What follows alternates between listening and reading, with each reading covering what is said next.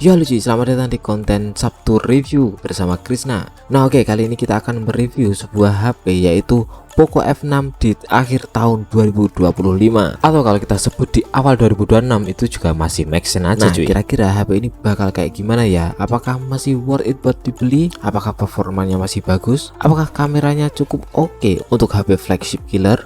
Nah daripada penasaran, ikuti aja terus video ini.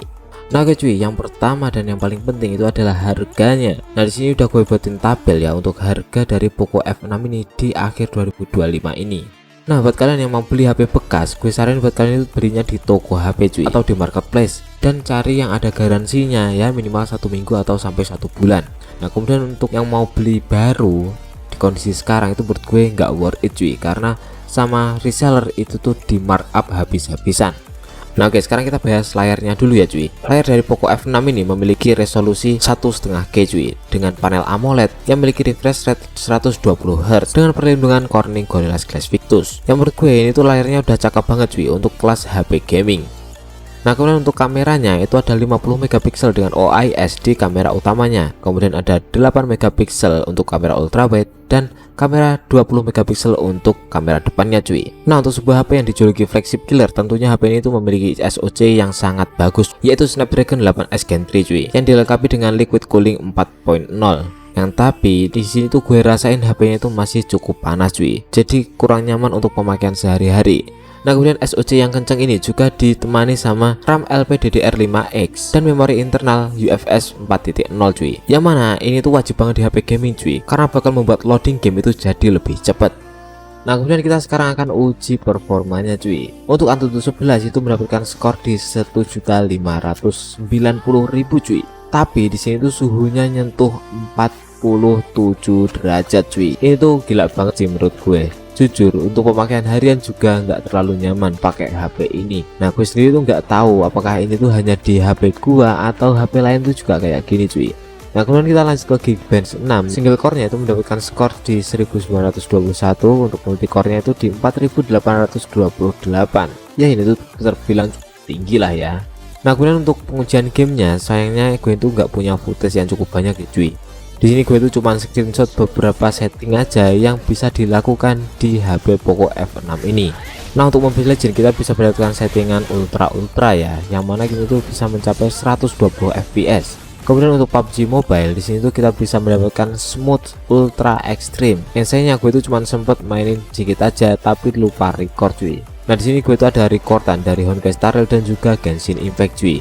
Yang anehnya ketika gue setting rata kanan, ini tuh sering sekali frame drop cuy, dan jarang ada di 60 fps.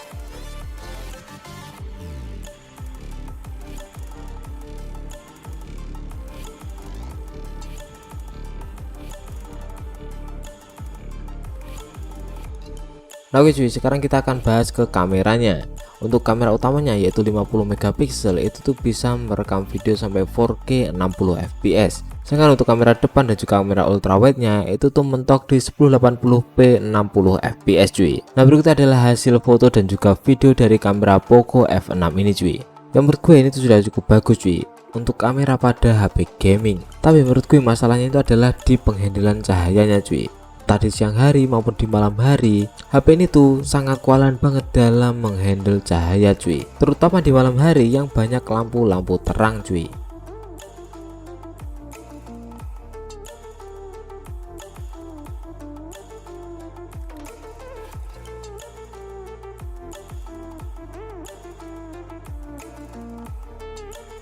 Untuk kamera selfie-nya sendiri menurut gue sih cukup bagus ya cuy. Nah kalau kalian lihat di sini tuh kamera Poco F6 itu sangat kewalahan banget dalam menghandle cahaya cuy. Cahayanya itu banyak yang bocor gitu.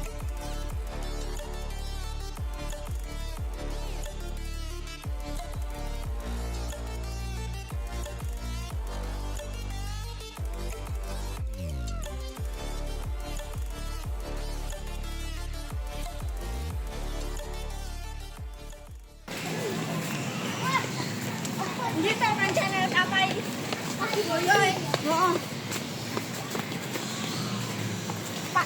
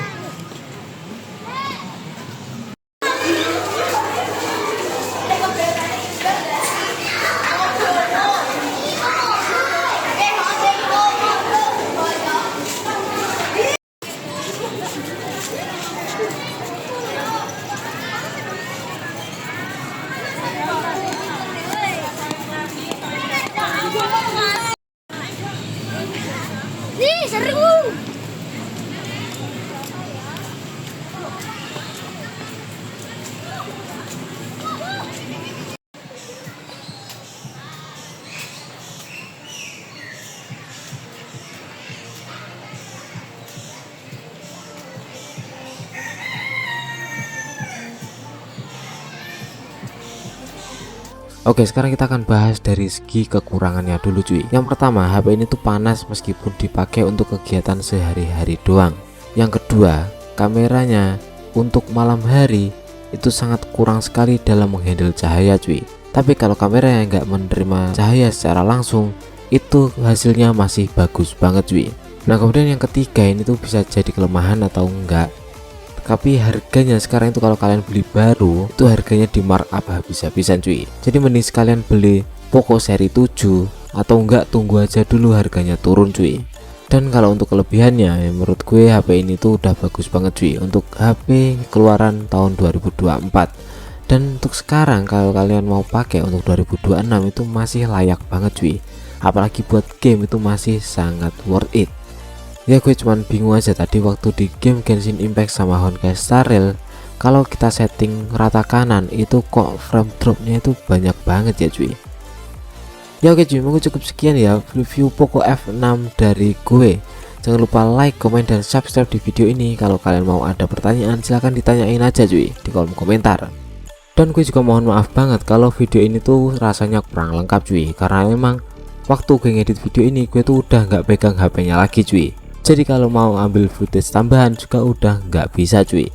Nah oke cuy, terima kasih udah menonton dan sampai jumpa lagi di Sabtu Review episode selanjutnya. See ya.